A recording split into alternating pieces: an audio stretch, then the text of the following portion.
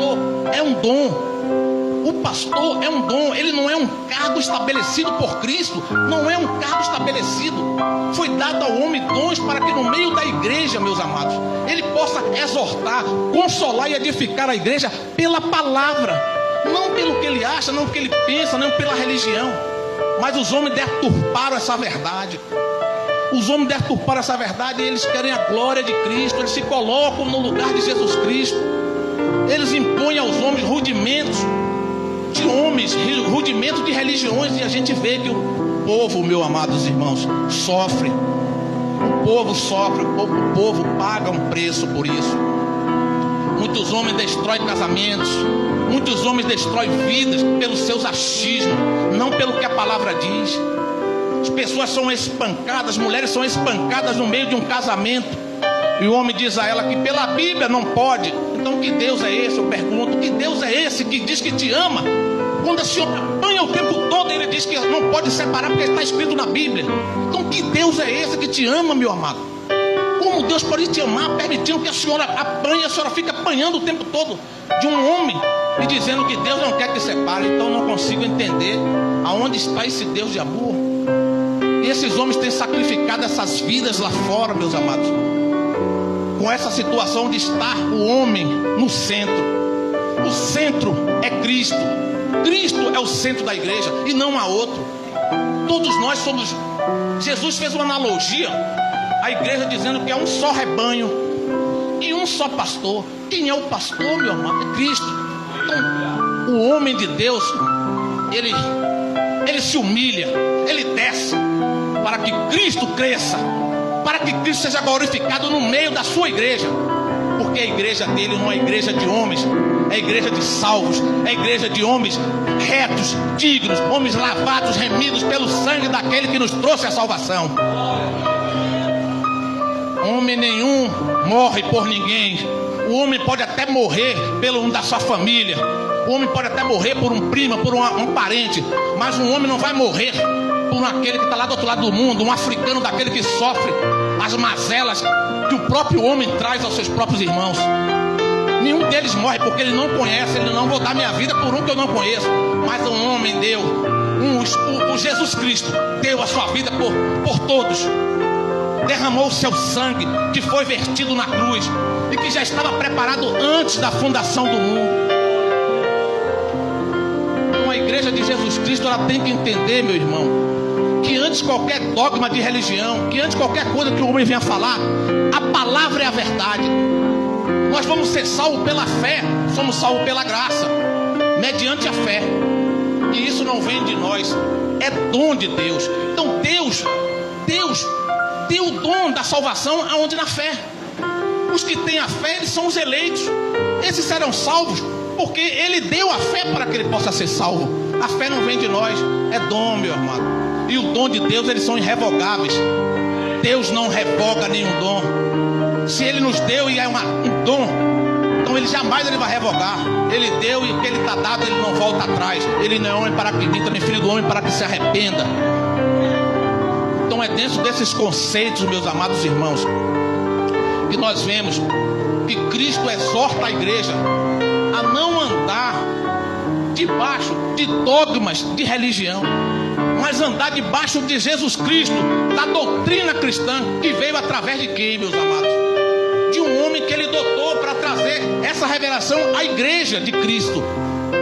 Porque antes de Cristo e a cruz, nunca existiu uma igreja chamada Igreja de Cristo, meus amados. Há uma deturpação no meio religioso, que o primeiro pacto era de Deus com os judeus. Deus queria mostrar à humanidade o seu poder, queria mostrar à humanidade tudo aquilo que ele tinha falado desde o livro de Gênesis, a promessa do Salvador, desde o livro de Gênesis até chegar em João, o último dos profetas. Então Deus queria mostrar a esses homens, queria mostrar à humanidade que ele era fiel e velava para cumprir a sua palavra. Nós não temos diante de Deus, nós não temos nenhum mediador senão Jesus Cristo. E é bom que a igreja entenda isso.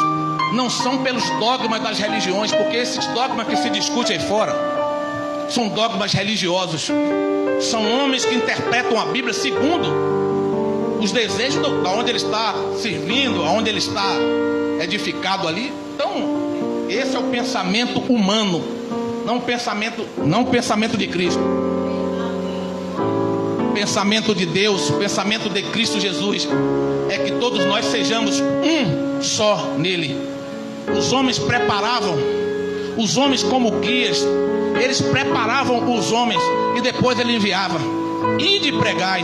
Então não é para depender exclusivamente de um homem que possa te ensinar. Ele quer que todos cheguemos ao pleno conhecimento, para que possamos lá fora pregar a palavra como autoridades em Cristo.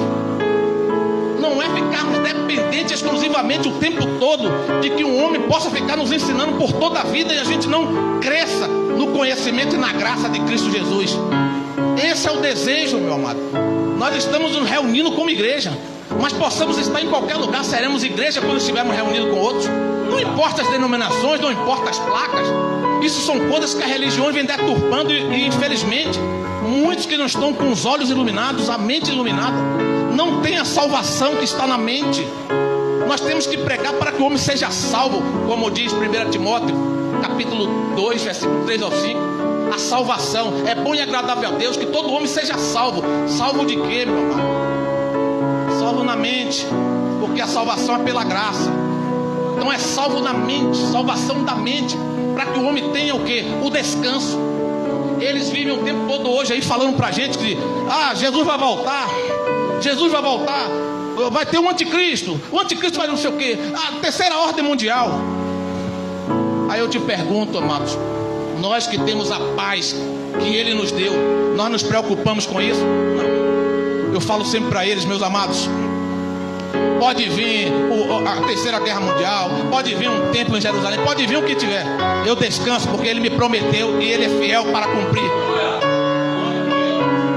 Ele vela para cumprir a palavra dele em nossa vida. Então o servo, o Filho de Deus descansa.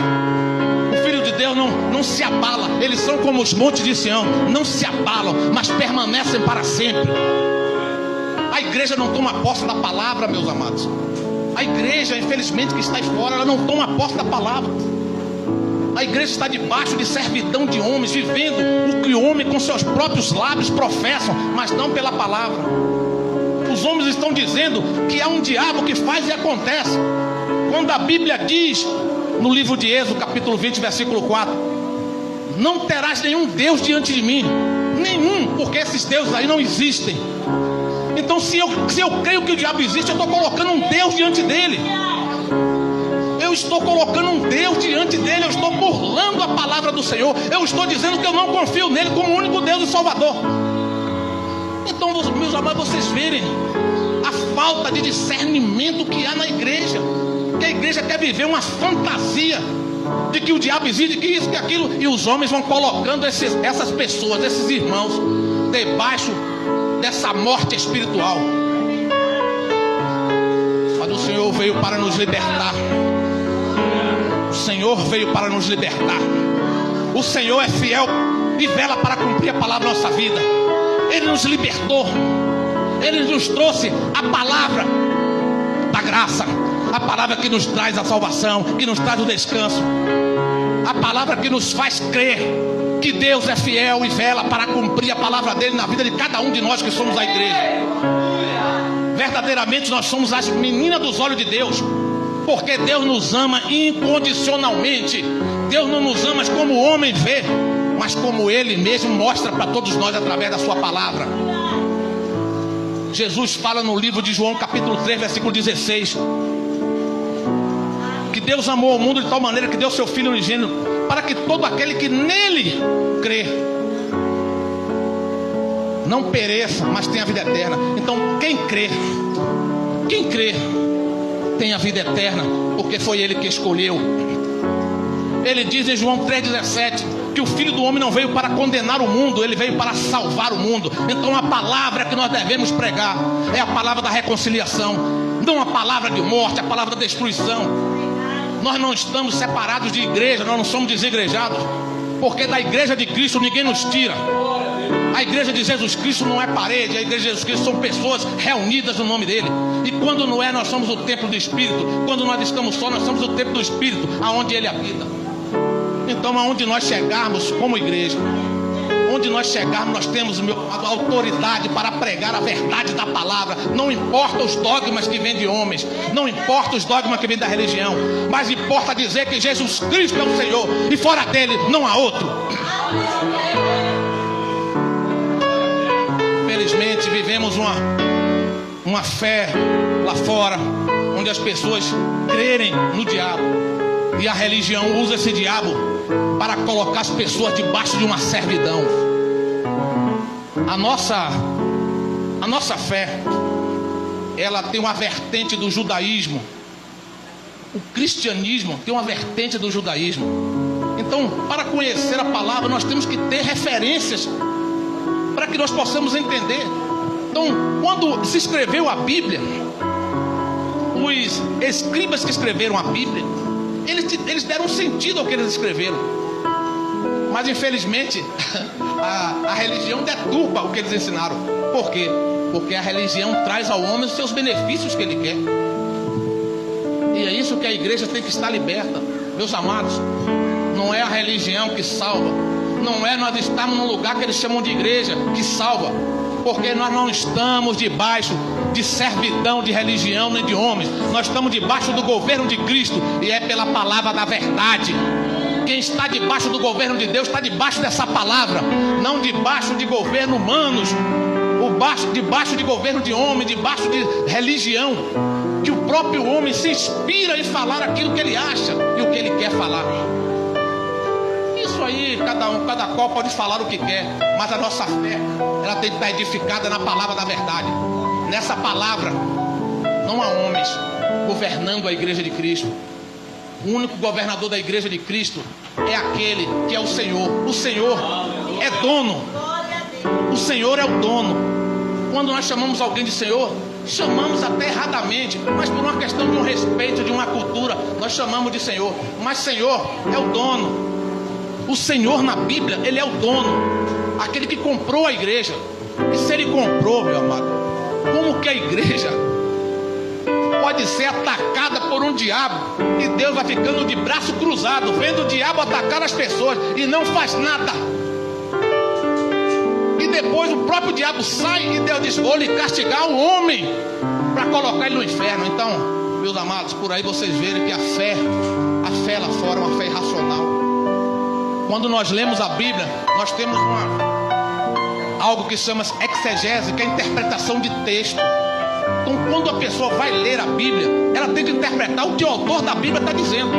E é isso que falta lá fora.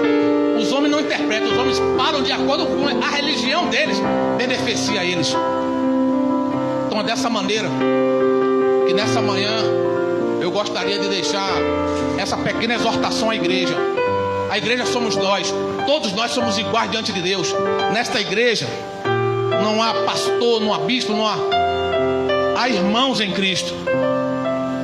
A cada homem no meio da igreja foi dado um dom. E um dos dons de toda a igreja de Cristo é conhecer a palavra e pregar o evangelho. Ide e pregai esta palavra, para que haja salvação da mente da igreja que está aí vivendo na escuridão. Então, louvado seja Deus, glorificado seja o Cristo vivo, que habita e mora em nosso interior. Nós somos a casa de Deus.